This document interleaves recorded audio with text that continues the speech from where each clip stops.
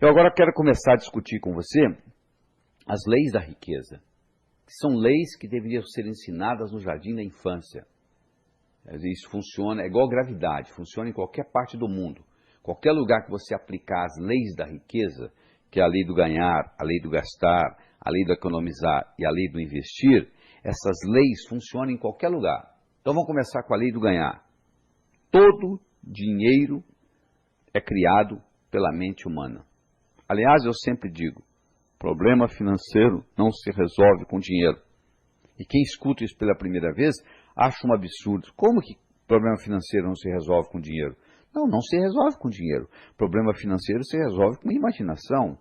Você está devendo o seu aluguel, você pega o dinheiro emprestado com o seu cunhado, você não faz mais nada. Mês que vem, olha aí, ó, já venceu de novo e o seu cunhado já está querendo receber. A sua empresa não está indo bem. Você vai ao banco e pega dinheiro emprestado e não faz mais nada. No mês seguinte, olha lá, ela continua não indo bem, você agora deve o capital e os juros. O Brasil vai lá e pega dinheiro emprestado com FMI e não faz mais nada. Olha que interessante. Cada vez que o Brasil pega dinheiro emprestado com FMI, nós nos tornamos mais súditos do imperialismo. É uma neocolonização. Não são barcos atracando em nossas praias. É uma neocolonização econômica. Problema financeiro se resolve com imaginação. Tudo que existe no universo físico, pode olhar aí, onde você está, escutando esse material, olha aí, escolha o que você quiser. Esse objeto que você escolheu, primeiro passou pela mente de alguém. Primeiro passa pela mente da pessoa, para depois chegar no universo físico. O processo criativo ele é duplo. Ele primeiro acontece na mente. A riqueza é a mesma coisa. Você acha que você vai andando na rua e um dia a riqueza vai cair na sua cabeça? Não, não é assim que vai funcionar. Você primeiro tem que criar essa riqueza na cabeça. Essa é a lei do ganhar. A segunda lei é a lei do gastar. O valor do dinheiro é determinado pelo comprador e vendedor em cada transação. Isso é importante você entender isso. Você está lendo o jornal domingo de manhã. Está o anúncio lá de um carro que você gostaria de comprar, só que está caro. Vai lá ver, você não sabe. Pode ser que a viúva lhe venda pela metade no preço, porque você vai cuidar do carro tão bem quanto o seu falecido marido. Você não sabe o que vai acontecer. O valor do dinheiro é determinado pelo comprador e vendedor em cada transação. Imagine que você esteja navegando no Rio Negro, o seu barco afunda, você tem uma mochila com $10.000. E os $10.000 estão sequinhos, protegidos dentro da mochila. Você encontra um índio que tem uma canoa e você quer que ele te leve 10 quilômetros rio abaixo. E você dá para ele os $10.000. Ele nunca viu dinheiro, quanto mais dólar. Você acha que ele vai fazer isso? Não. Agora, se você estivesse em Miami e desse $10.000, o cara te levava 100 quilômetros rio acima. O valor do dinheiro é determinado pelo comprador e vendedor em cada transação. E quem enriquece não é quem ganha muito, é quem sabe gastar. Se você ganha R$20.000 por ano e gasta 19, no final do ano sobrou 1. Se você ganha R$100.000 por ano e gasta 110, no final do ano você deve 10. Interessante, a sociedade bate mais palmas para quem ganha 100 e gasta 110 do que para quem ganha 20 e gasta 19. Não é verdade? Só que quem ganhou 20 e gastou 19 terminou com 1. E quem ganhou 100 e gastou 110 terminou devendo 10. Está numa situação muito pior. Então você tem que aprender a gerenciar suas despesas, que nós vamos discutir um pouquinho mais para frente. Terceiro, é a lei do economizar. É você saber economizar. Primeiro criando o conceito que eu chamo de dízimo pessoal. Você tem que pegar 10% que você ganha e guardar para você. Você já observou o que acontece? Chega no final do mês, você paga todo mundo. Você só não paga uma pessoa. Você que ganhou. Interessante, né? Você paga o dentista, a prestação do carro, a universidade. Você só não paga a escola das crianças. Você só não paga uma pessoa. Você que ganhou. Isso tem que ser revertido. Você tem que fazer o dízimo pessoal. Você tem que pegar 10% e guardar. Se você estiver pensando assim, mas eu já ganho tão pouco, Bom, se você ganha pouco, 10% não é quase nada. Em outras palavras, você pode viver com 90% que você ganha, porque tem gente que vive com muito menos que você ganha. Então você pode viver com 90%. Quando você começa a economizar esses 10%, ocorre uma mágica na sua vida, porque você está enviando para o subconsciente a seguinte mensagem: eu vivo no universo abundante, tenho o suficiente e sobra. O seu subconsciente começa a viver um ambiente de prosperidade. Isso é muito importante. E se você está pensando assim, mas eu já ganho, eu já guardo 40%, ótimo, mas separa os 30 dos 10, porque esses 10 vão criar um imã de dinheiro. A palavra dízimo vem de 10. Em todas as religiões do mundo, o dízimo é 10%, porque da Cábala, o 10, o 1 significa criatividade, iniciar, e o 0 significa mais. Então você tem esses 10% que você vai economizar de dízimo pessoal, esse dinheiro você nunca pode usá-lo em nada perecível ou roubável.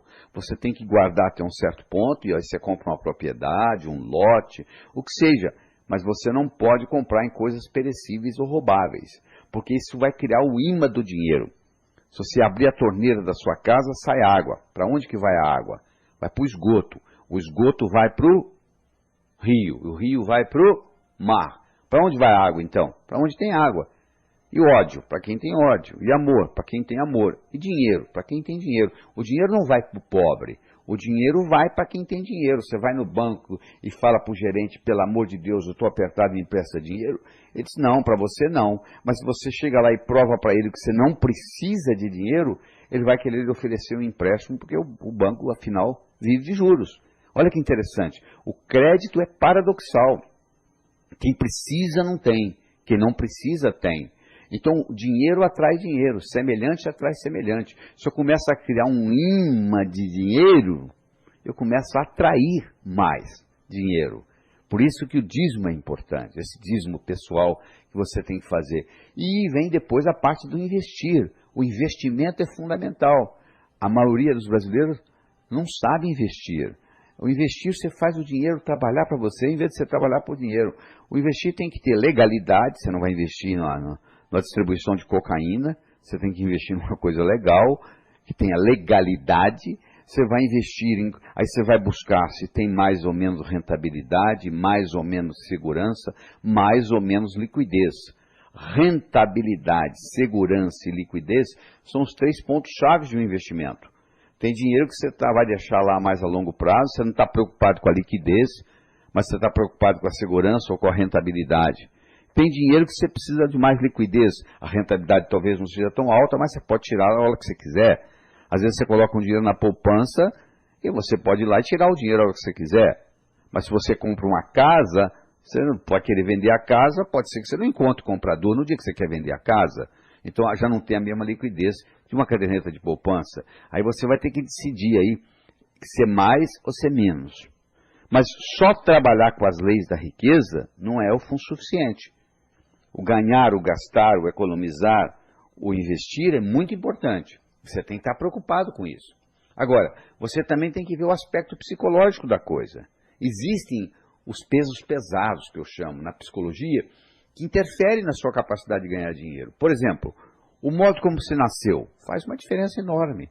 Se você não foi bem-vindo ao mundo, se você vai visitar uma cidade, você tem uma experiência ruim naquela cidade, você não quer voltar naquela cidade, não é verdade? Porque você tem uma experiência ruim. Se você chega aqui e você tem 14 horas de trabalho de parto, já ficou complicada a sua chegada. Então, o modo como você nasceu faz uma diferença enorme.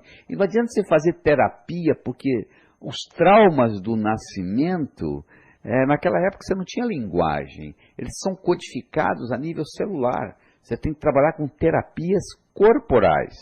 Nós temos um curso chamado Sintonia, que fazemos no Brasil 5 vezes por ano, vem gente do mundo inteiro. São 39 horas de trabalho, 12 no primeiro dia, 17 no segundo e 10 no terceiro. Fazemos no Hotel Fazenda, é uma sexta, sábado e domingo. E as pessoas vêm, fazem essa sintonia e na primeira noite nós transformamos a sala, que é enorme, num grande útero, onde nós colocamos uma música alta, que foi gravada em Atlanta, Geórgia, por um dispositivo colocado dentro do útero de uma mulher grávida. Então o som que você escutava quando você estava no útero da sua mãe é jogado naquela sala. Nós colocamos essência que dá um aroma de maternidade, de lavanda, e nós fazemos uma respiração, onde você respira, inspira, expira, inspira, expira, e você cria o que em medicina nós chamamos de uma alcalose respiratória, e você volta à sua vida intrauterina. E você tem a sensação dos traumas, e você libera, tem uma catarse dos traumas que ocorreram com você durante isso.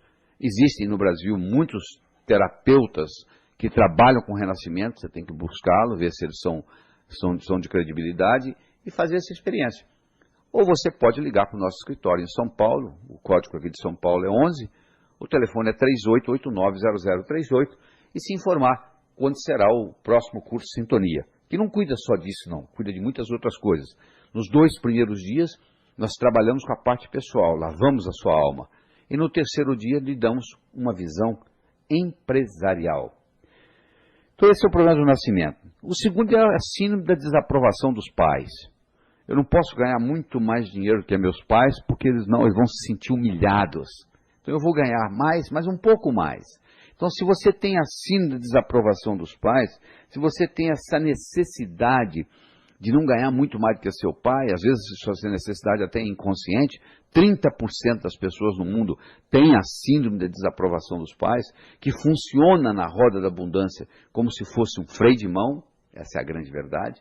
Então 30% das pessoas têm, eu não sei se é o seu caso, mas o fato é que essa síndrome da desaprovação dos pais, ela trava a roda da abundância.